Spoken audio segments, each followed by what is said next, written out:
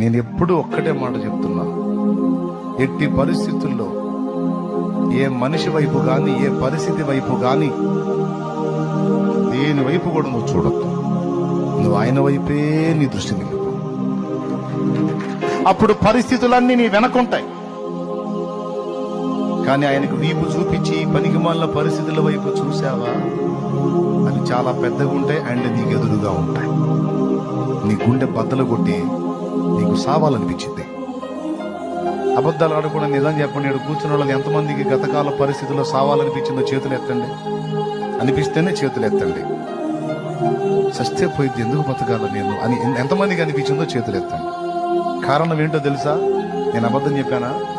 ఎందుకు వచ్చింది నీకు ఆలోచన? మనిషి బతకడం కోసం ఏమైనా చేద్దాం అనుకుంటాడు. అట్లాంటిది చావాలనే కోరిక నీకెందుకు పుట్టింది? విరక్తి, జీవితం మీద విరక్తి.